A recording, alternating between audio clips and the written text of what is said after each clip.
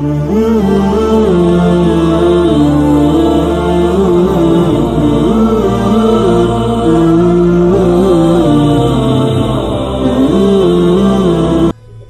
اللہ الرحمن الرحیم۔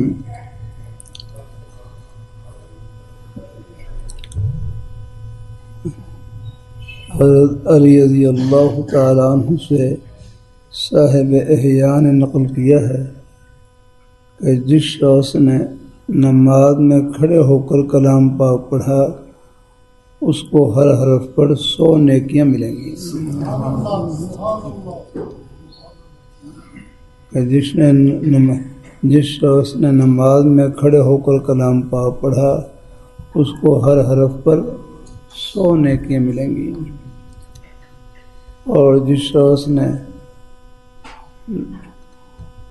نماز یعنی نفل نماز میں بلا عذر بیٹھ کر پڑھا اس کے لیے 50 نیکیاں، اور جس نے بغیر نماز کے وضو کے ساتھ پڑھا اس کے لیے 25 نیکیاں، اور جس نے بلا وضو پڑھا اس کے لیے 10 نیکیاں۔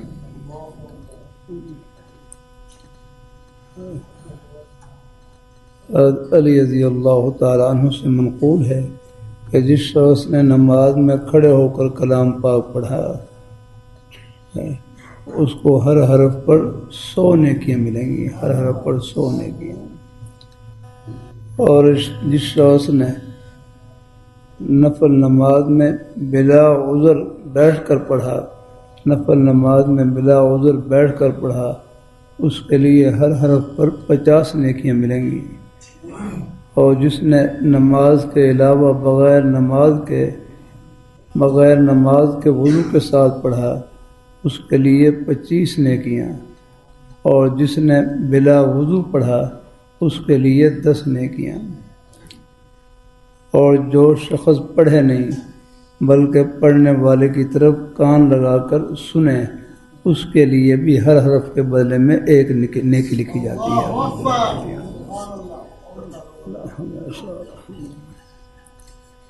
مثلا بعض علماء کا فتویٰ ہے کہ قرآن پاک کا سننا پڑھنے سے بھی زیادہ افضل ہے، کہ قرآن پاک کا سننا پڑھنے سے بھی زیادہ افضل ہے، اس لیے کہ قرآن پاک کا پڑھنا نفل ہے اور سننا فرض ہے، اور فرض کا درجہ نفل سے بڑا ہوا ہے۔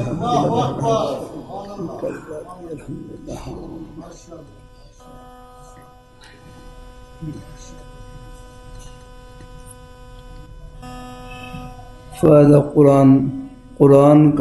قرآن کا پڑھنا نماز کے اندر فرض ہے، جس قدر بھی طویل قرأت کی جائے گی وہ سب فرض سے ملحق ہو کر اس پر فرض کی ادائی کا ثواب ملے گا، اس لیے نماز میں قرأت کرنے اور سننے والوں دونوں کو برابر ہر حرف پر 100 نیکیاں ملیں گی۔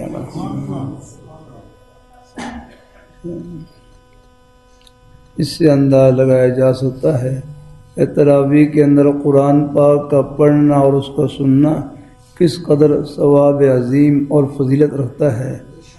قرآن پاک کا پڑھنا اور سننا جس طرح بہت بڑے اجر و ثواب کا کام ہے، اسی طرح قرآن پاک کی تعلیم دینا اور اس کو سکھلانا بھی بہت بڑا کار ثواب اور فضیلت کا باعث ہے۔ حاکم نے بریدہ رضی اللہ تعالیٰ عنہ سے حضور صلی اللہ علیہ وسلم کا ارشاد نقل کیا ہے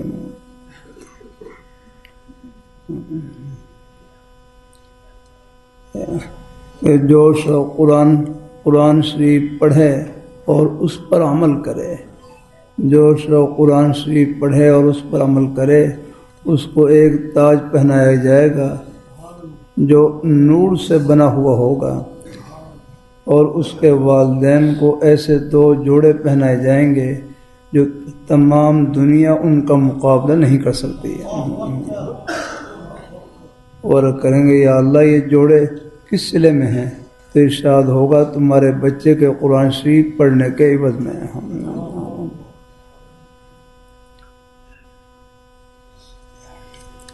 جمع الفوائد میں طبرانی سے منقول ہے، حضرت انس رضی اللہ تعالیٰ عنہ کا یہ ارشاد نقل کیا ہے کہ جو شخص اپنے بیٹے کو ناظرہ قرآن شریف سکھلاوے، جو شخص اپنے بیٹے کو ناظرہ قرآن شریف سکھلاوے، اس کے سب اگلے اور پچھلے گناہ معاف ہو جاتے ہیں نا۔ کہ جو شخص اپنے بیٹے کو ناظرہ قرآن شریف سکھلاوے، اس کے سب اگلے اور پچھلے گناہ معاف ہو جاتے ہیں، اور جو شخص حفظ کرائے اس کو قیامت کے دن 14ویں رات کی اس کو قیامت کے دن 14ویں رات کے چاند کے مشابہ اٹھایا جائے گا، اور اس کے بیٹے سے کہا جائے گا کہ پڑھنا شروع کر۔ جب بیٹا ایک آیت پڑھے گا، باپ کا ایک درجہ بلند کیا جائے گا، حتیٰ کہ اسی طرح تمام قرآن شریف پورا ہو جاتا ہے۔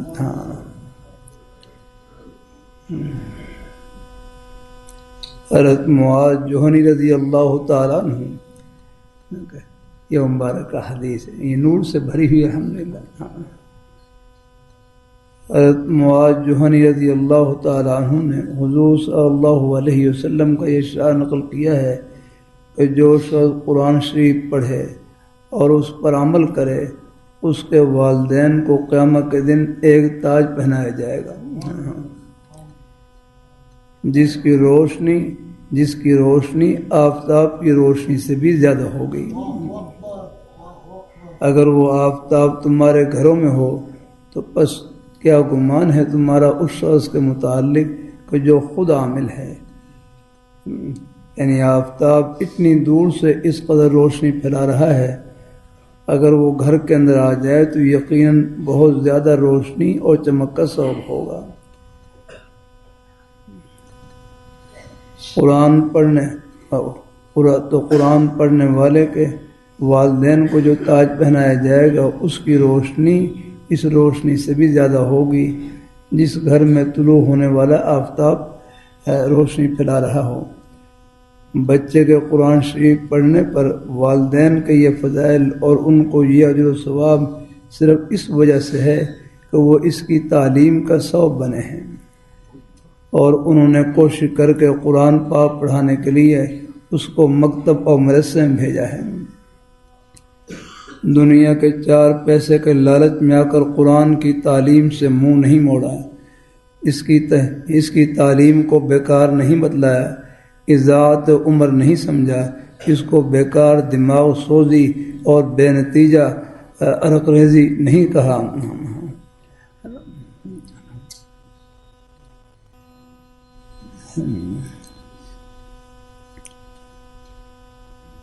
آج اس کی تعلیم پر بڑے زور شور سے اس لیے انکار کیا جاتا ہے کہ مسجد کے ملانوں نے یہ اپنے ٹکڑوں کے لیے دھندا کر رکھا ہے۔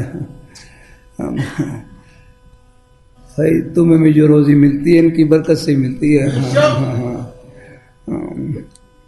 بقول شما ان خود غرض ملانوں کی خود غرضیوں کے ثمرات و نتائج تو آپ دنیا میں دیکھ رہے ہیں کہ حکومت برطانیہ کے تقریباً 200 سالہ عہد حکومت میں تعلیم قرآن کے اندر حکومت کی ہر طرح سے رکاوٹ کے باوجود، جبریہ تعلیم کے قوانین کے نفاذ کے باوجود، جس کے ذریعے والدین بچوں کو جبراً قرآن کے مکاتب سے ہٹانے پر مجبور کر دیے گئے تھے، قرآن پاک کی تعلیم حفظ یا ناظرہ پڑھانے کے بجائے پرائمری پڑھانا ان پر لازم اور ضروری کر دیا گیا تھا، اور ادھر قوم کی طرف سے ان کو خود غرضی لالچ ملا کہہ کر عضو معطل کی طرح سمجھ لیا گیا تھا۔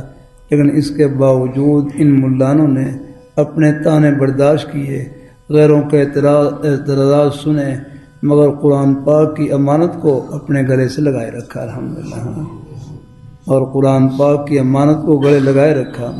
آج اسی کی برکت ہے کہ اس زمانے میں بھی قرآن پاک کے حفاظ لاکھوں کی تعداد میں اس ملک کے اندر موجود ہیں، جن کے سینے کلام الہی کی امانت کے گنجینہ اور اس کے الفاظ کی حفاظت کا خزینہ ہیں۔ غور تو کیجیے، اگر آپ کی ان بے غرضانہ تجاویز جبریہ قوانین پر عمل درآمد ہو جاتا تو ان کے ثمرات کیا ہوتے ہیں۔ ان تجاویز کے ذریعے کلام پاک کی نشر و اشاعت میں کس قدر ملتی ہے، کس قدر مدد ملتی ہے، خدا را انصاف کیجیے۔ جبریہ تعلیم کے قوانین کا لازمی نتیجہ یہی نہ ہوتا کہ قرآن مجید کا ملک میں ایک بھی نام لینے والا نہ ملتا اور ملک حفاظ قرآن سے یکسر خالی ہو جاتا۔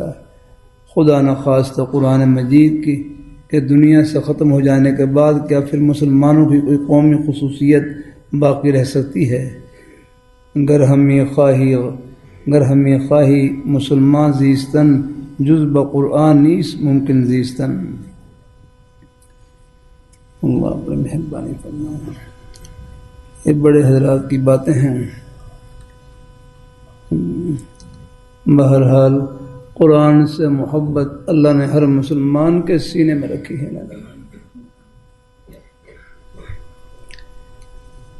اللہ تعالیٰ اپنی مہربانی فرمائے۔ چنا سمجھ لوگ ہوتے ہیں، کچھ باتیں کہہ لیتے ہیں، ورنہ عام طور پر ایسا نہیں ہے۔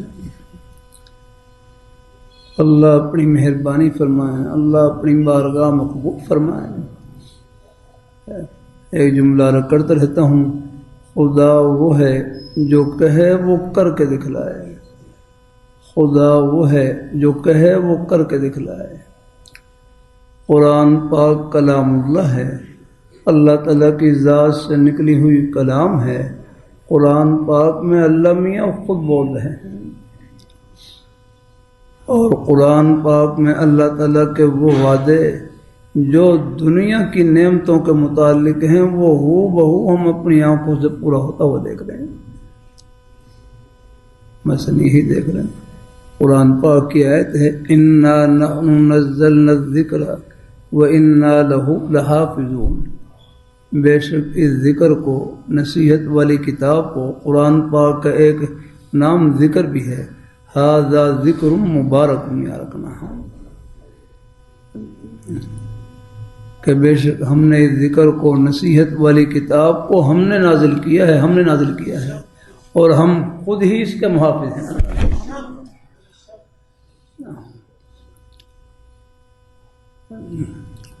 آسمانی کتابیں اور بھی ہیں، تورات، انجیل، زبور، لیکن ان کی حفاظت کا ذمہ اللہ تعالیٰ نے خود نہیں لیا جانا، اس لیے ان میں تحریف ہو گئی۔ لیکن قرآن پاک کی حفاظت کا ذمہ اللہ تعالیٰ نے خود لے رکھا ہے۔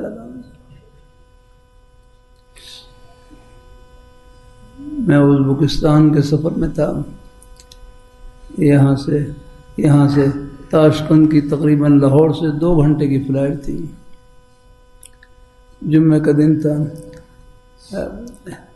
ہم جمعہ قریب پہنچے، جمعہ کی نماز ادا ہو چکی، وہاں تاشقند پہنچے، وہاں تاشقند کی مسجد، مشہور مسجد ابو بکر قفال شاشی رحمہ اللہ تعالی،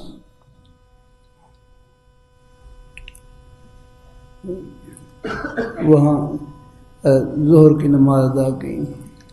ظہر کی نماز کے بعد ہمارے رہبر تھے، انہوں نے بتلایا کہ یہاں پیچھے ایک میوزیم ہے، وہاں قرآن پاک کا وہ عظیم مبارک نسخہ رکھا ہوا ہے جس کی تلاوت کرتے ہوئے حضرت عثمان غنی ذی النورین رضی اللہ تعالیٰ عنہ شہید ہوئے۔ بڑی خوشی ہوئی، اللہ اس کی ذات نصیب فرمائے۔ تو ہم نماز پڑھ کر چڑھے، چند منٹ چڑھنے کے بعد اللہ نے میوزیم میں پہنچا دیا، اور میوزیم کے اس حال میں پہنچا دیا جہاں قرآن پاک کا وہ عظیم مبارک نسخہ رکھا ہوا جس کو حضرت عثمان، یعنی جس کی تلاوت کرتے ہوئے حضرت عثمان غنی ذی النورین رضی اللہ تعالیٰ عنہ شہید ہوئے۔ جب اللہ تعالیٰ نے اس مبارک نسخے کی زیارت سے اللہ نے آنکھیں ٹھنڈی کرنے کی توفیق عطا فرمائی۔ وہ اتنا پھیلاؤ، کافی بڑا پھیلا، اتنا اس سے بھی زیادہ پھیلاؤ اس کہاں اگر پھیلاؤ۔ ہرن کی جھلی پر لکھا ہوا، ہرن کی جھلی پر لکھا ہوا ہے، ہرن کی جھلی پر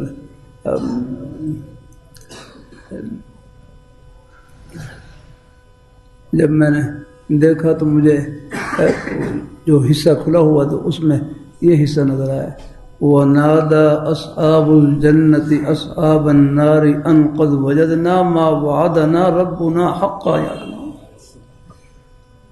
وَنَادَى أَصْحَابُ الْجَنَّةِ أَصْحَابَ النَّارِ أَنْ قَدْ وَجَدْنَا مَا وَعَدَنَا رَبُّنَا حَقًّا، یعنی 1400 سال گزر گئے، 1400 سال گزر گئے، اب وہاں اس مصحف میں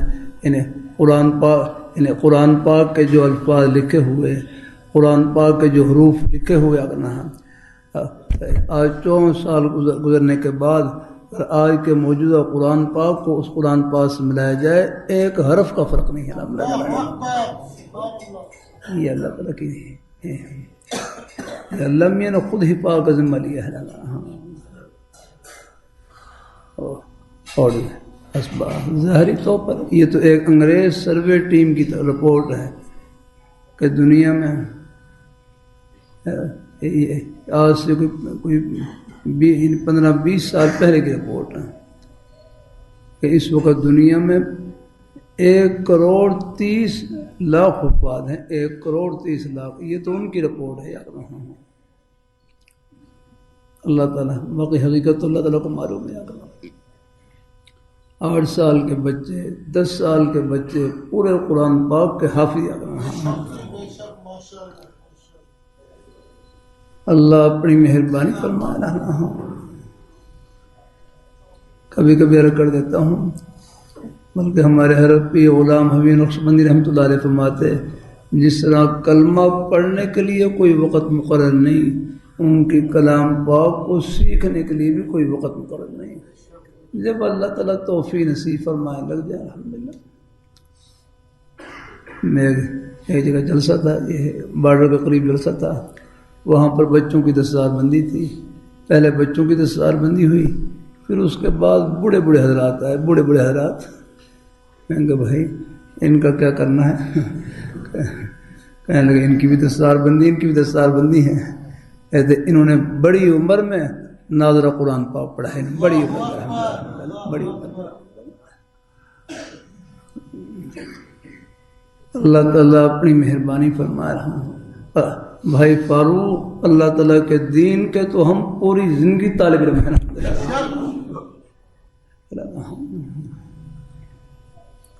اللہ اپنی مہربانی فرمائے، اللہ اپنی بارگاہ مقبول فرمائے الحمدللہ۔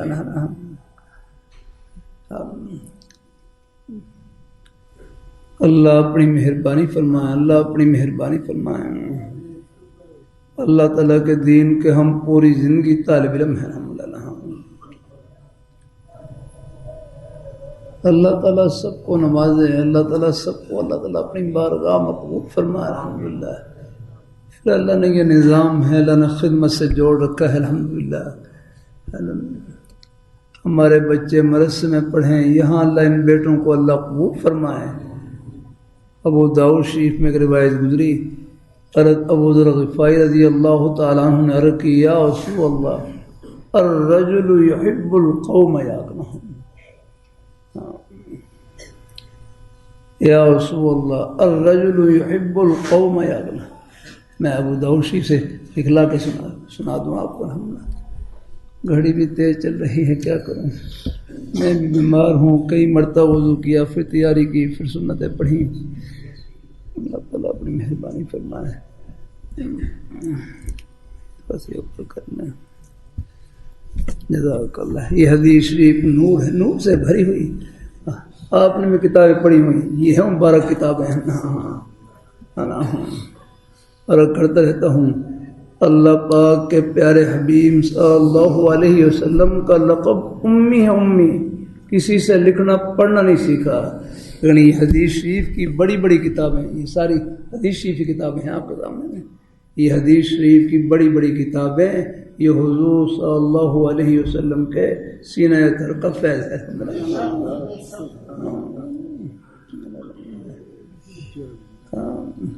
معلوم ہوا کہ اللہ پاک کے پیارے حبیب صلی اللہ علیہ وسلم کے سینہ در پر انوارات الہیہ کی انوارات الہیہ کی انوارات الہیہ کی حضور صلی اللہ علیہ وسلم کے سینہ در پر انوار ربی کی انوارات الہیہ کی براہ راست آپ کے سینہ در کے اوپر بارش نازل ہوتی تھی. یہ وہی بارش یاد رہا. ہماری زندگی کا کوئی گوشہ ایسا نہیں ہے، قدم قدم پر رہنمائی کر رہا. اللہ نے ہمیں جو دین دیا ہے بڑا پیارا دین دیا ہے الحمدللہ. وہ ہمارے ایک سانس کو جنت کا سانس، ایک قدم کو جنت کا قدم، ایک عمل کو جنت کا عمل ہم نے رہنا. بھائی فاروق، ہم دنیا داری کے لیے نہیں، ہم دین داری کے لیے آئے ہیں. ہم رہنا ایک لمحے کے لیے بھی آپ دنیا دار نہیں رہنا.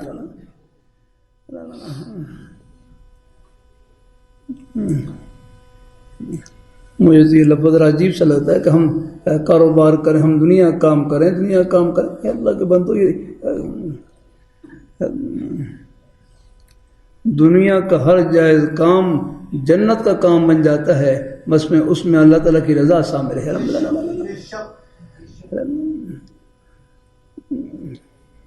شریعت مطہرہ ہمارے دنیا کے کسی بھی جائز کام کو نہیں چھڑواتی، ہر جائز کام میں جنت کی راہ بتلاتی ہے.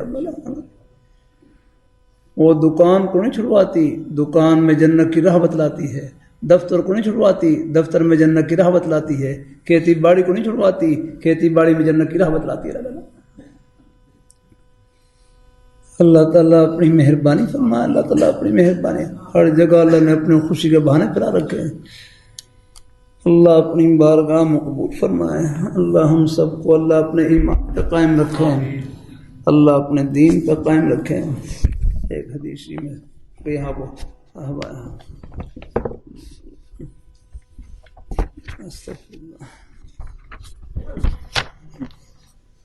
ایک قدم پر رہنمائی الحمدللہ.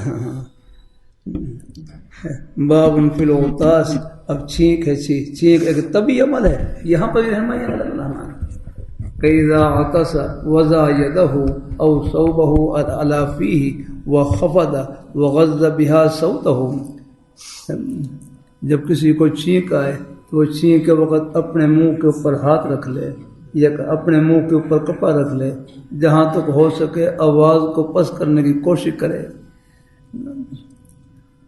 جب چھینک آئے تو چھینکنے والا کیا کہے گا؟ الحمدللہ. سننے والا کیا کہے گا؟ یرحمک اللہ، یرحمک اللہ.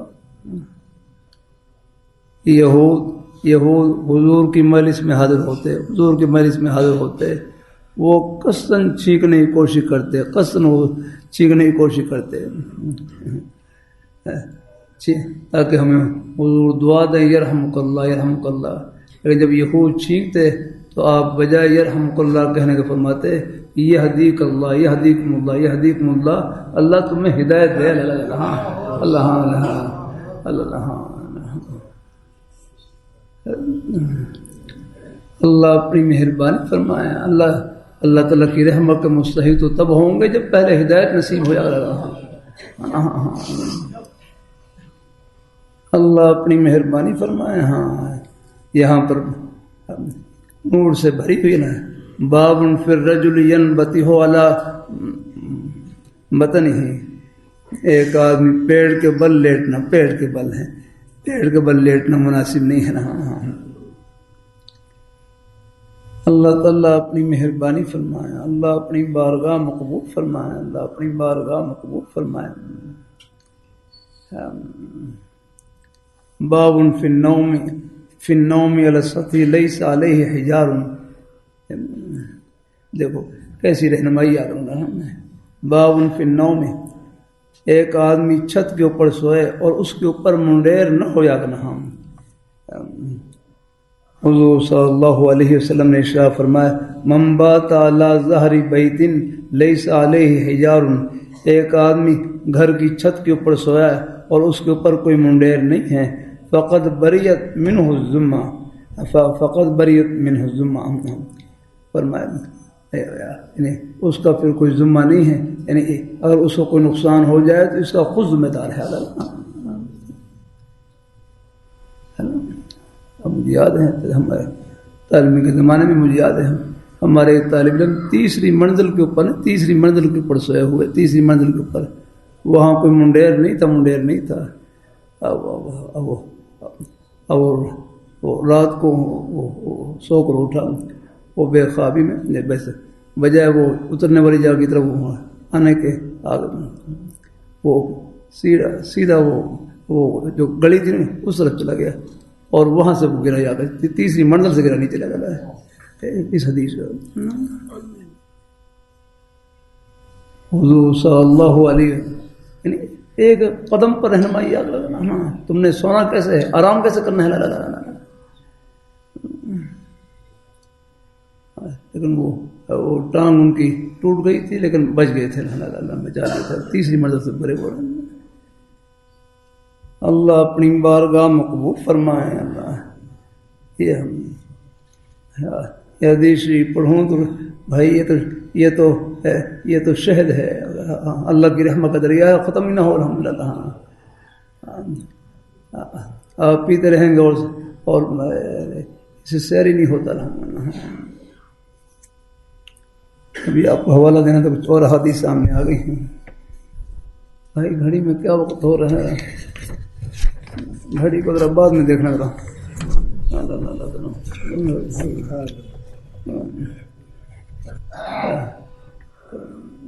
اللہ تعالیٰ اپنی مہربانی فرمائے، اللہ تعالیٰ اپنی مہربانی فرمائے، اللہ تعالیٰ قبول فرمائے، اللہ تعالیٰ کرم فرمائے، اللہ تعالیٰ اپنی مہربانی فرمائے. الحمدللہ. ہاں یہ دیکھو باب فی المصافحۃ. قال رسول اللہ صلی اللہ علیہ وسلم اذا التقى المسلمان فتصافحا وحمد اللہ واستغفراه غفر له. یاد ہمارے تبلیغ جماعت والے بھائی بھی تقریباً یہ حدیث، بلکہ میں حضرت مولانا جمشید صاحب رحمہ اللہ تعالی کی خدمت میں حاضر ہوا اور ہر کی خدمت میں حاضر ہو کر سلام کیا اور مصافحہ کیا اور مصافحہ کرتے ہی حدیث سنائی. فرمایا کہ جب دو مسلمان ملتے ہیں مصافحہ کرتے ہیں، جدا ہونے سے پہلے ہی اللہ ان کے گناہوں کو بخش دیتے ہیں. چھوٹے گناہ تو اللہ یوں معاف کر دیتے ہیں حسنات کے ضمن میں ہی، باقی جو بڑے گناہ ہیں اللہ وہ توبہ سے معاف کر دیتے ہیں. توبہ کر لینا. اللہ اپنی مہربانی فرمائے. باب فی السلام علی الصبیان، بچوں پر سلام کرنا. حضرت انس رضی اللہ تعالیٰ فرما رہے ہیں کہ حضور صلی اللہ علیہ وسلم بچوں کے پاس سے گزرے، وہ کھیل رہے تھے.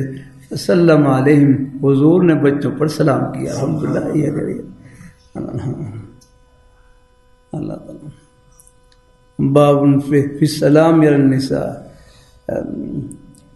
حضرت اسماء بنت یزیدہ فرماتی ہیں کہ حضور صلی اللہ علیہ وسلم ہمارے پاس سے گزرے، عورتوں کے مجمع کے پاس سے گزرے، عورتوں کے مجمع کے پاس سے گزرے. فسلم علیہم، سب عورتوں کو سلام کیا. الحمدللہ. اس میں یہی ہے کہ جہاں فتنے کا اندیشہ نہ ہو تو وہاں پر سلام کر سکتے ہیں. جیسے عورتوں کا مجمع ہے، وہاں پر کوئی اگر گھر والے ہیں اگر وہاں پر اجتماعی سلام کر لیں تو کوئی حرج نہیں ہے وہاں پر. ہاں لیکن جہاں فتنے کا اندیشہ ہو وہاں پر ذرا احتیاط کریں.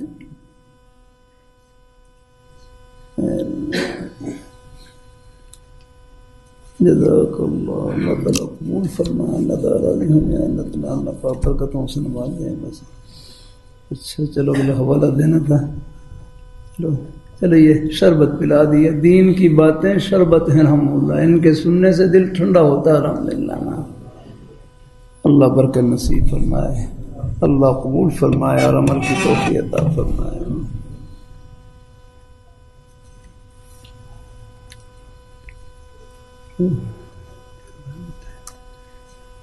اذان دے دو.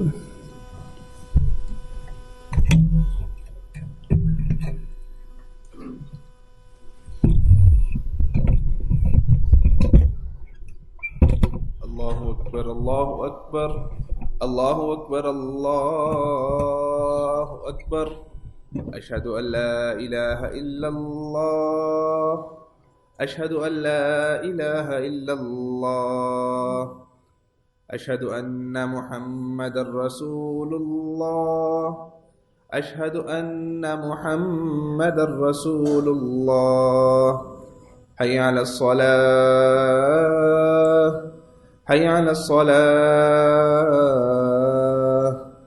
حي على الفلاح حي على الفلاح الله أكبر الله أكبر لا إله إلا الله